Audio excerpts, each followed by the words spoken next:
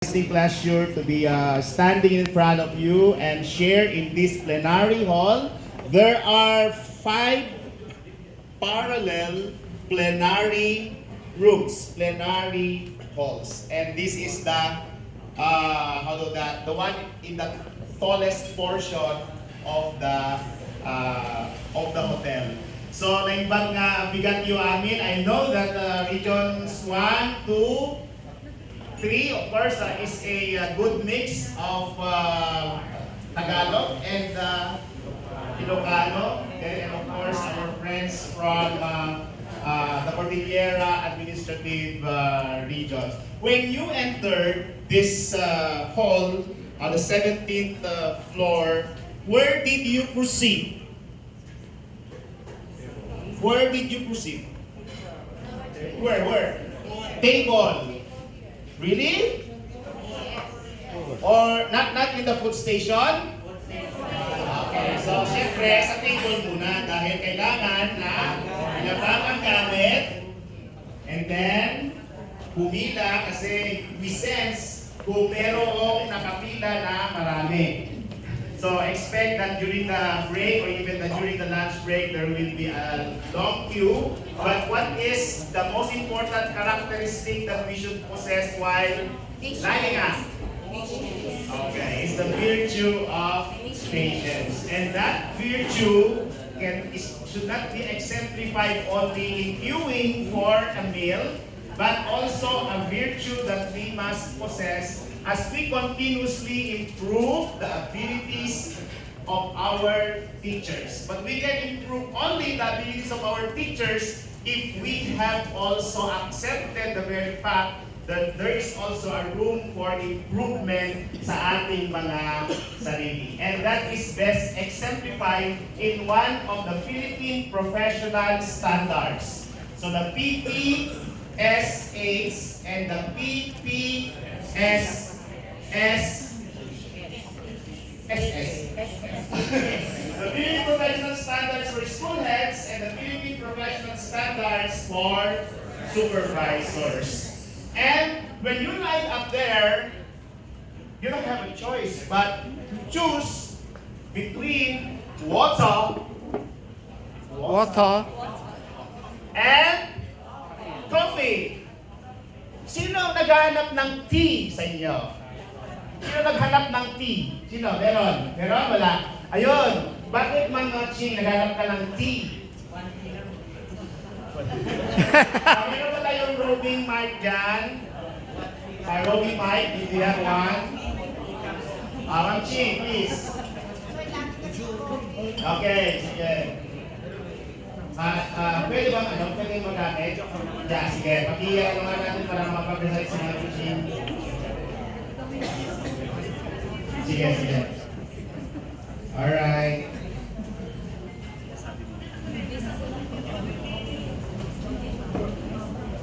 Hello. The first item is the cookies. Joke lang po yun. And then, Ano yun?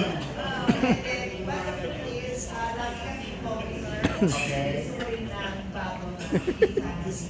Alright. Thank you. So, if you are given 2, kung kunwari nandyan sa pagpipilian, sino sa inyo ang pipili ng coffee? Kasan kamay? Oh, galing. How about tea? Yung iba ayaw magtas ng kamay kasi naghahanap ng iba. February 14, sorry, but this is for Catholics, Ash Wednesday, and it's a Valentine's Day. Huwag maghanap ng okay. Of course, you are all here, united as a region. And probably you were so happy to see each other. And I'm sure, while eating your breakfast, sasabihin nyo sa bawat isa, kumusta ka naman? Saan ka nang galing kagabi? Okay? Ano? Dumiretso na ako sa room kasi nag-reflect ako sa mga natutunan ko sa mga nakaraang 4 na araw. Sino mo ano? Wow! Meron silang workshop sa loob sa kanilang kwarto. So, this is also a moment for you to solidify your plans. Kaya meron tayong RTIP. What is RTIP? Regional Training of Training. Training Implementation Plan. Namarites ko na meron na raw kayong nagawang RTIP. Totoo ano ba yun? O marites lang yun na walang katotohanan? Sino? Meron na talaga? Chief, meron na? Meron na kayong draft ng RTIP? Yes, sir. Oh, si Chief nagsali na, barpakan natin si Chief.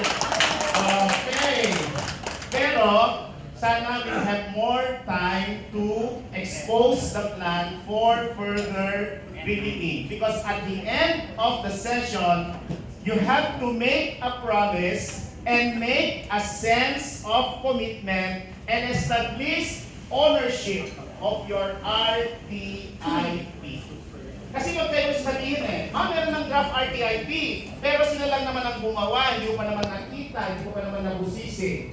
Di ba? So, the moment that we will engage you in a workshop later on, that will be an opportune time for you to share what you got after the 4 days of being exposed to the various sessions. If I may ask you, if coffee were an acronym, what will it be? If coffee were an acronym, what will it be? Mahirap na. Oh, hindi mahaba. Oo na.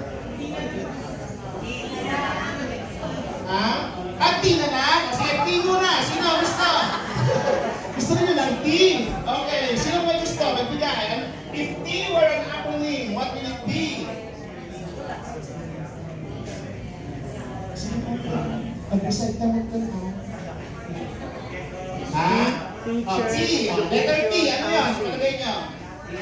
Teamwork.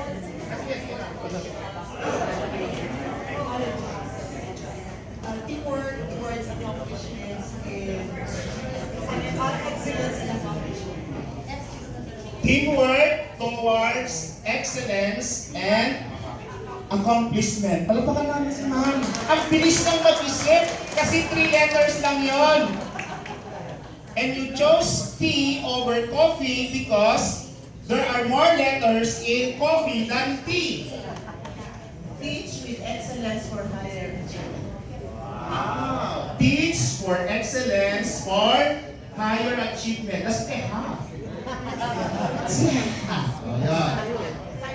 Silent is. Okay, gusto ko yun. Galing. Okay. Who else? Who else? Wala na. Hindi na silang mag-decide. Sige. Coffee na daw. Coffee.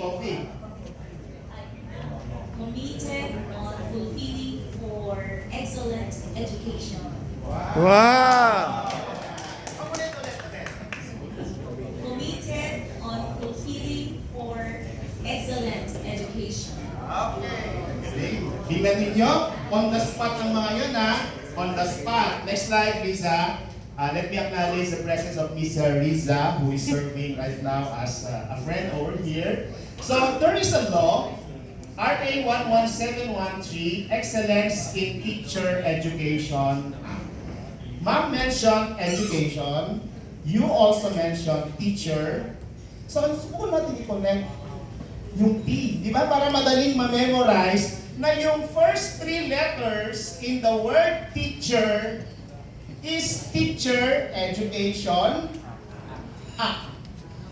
Pero pagkakaiba nito kasi is excellence in teacher education. So it's one way of surface understanding of what the RA is all about.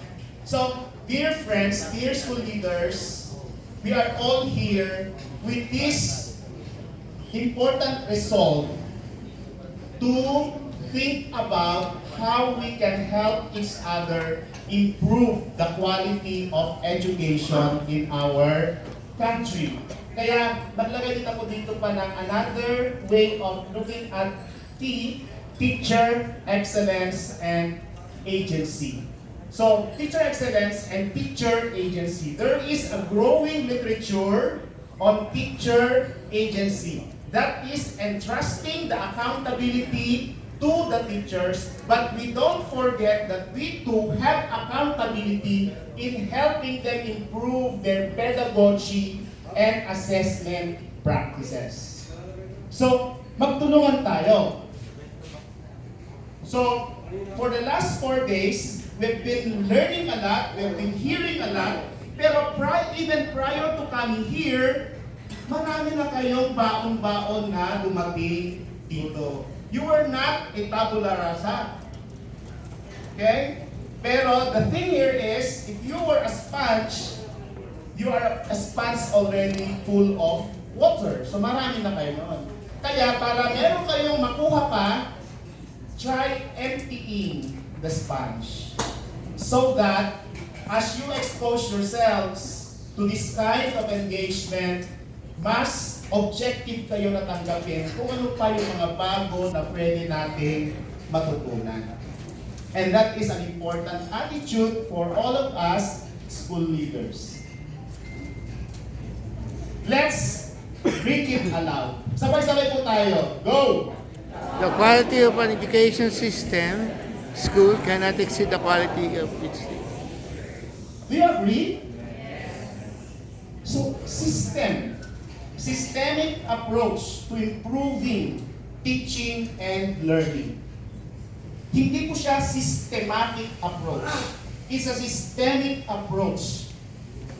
If a region were a system, then you play a vital role in that system. If DepEd were a system and we belong to one DepEd, then we play a significant role. And in terms of the percent of teachers available in the nation, outnumbered tayo. Outnumbered tayo. Naglalaro sa mga 700,000 teachers from K-12, including inclusive education programs. So, napakalaking karangalan na maging kabahagi ako sa pagtulong sa mga guro na siya nating tulay para sa mga learners. Kasi ang teacher, tulay natin sila para sa mga learners. Okay? Kaya napakahalaga nung wisdom that let's grab this opportunity to help our teacher. Regardless of the many challenges, difficulties, bottlenecks, after all, this life is just a dynamic duo of pains and gains. Pains and gains. Successes and failures. Yin and yang. Kasi yun ang mga natutunan natin psychologically, philosophically, spiritually. And this we have to consider as we roll out, okay, and as we prepare our teachers for the initial phase implementation of the MATATAG curriculum for Kinder 1, 4, and 7 this coming school year 2024-2025. In the Teacher Education Act, or in the Excellence in Teacher Education Act, there are 4 major provisions. The first one, improve quality of teacher education and training. Provision po yan ng excellence in teacher education. Second, identify and develop teacher education centers of excellence. Probably this is for higher education. But we too, as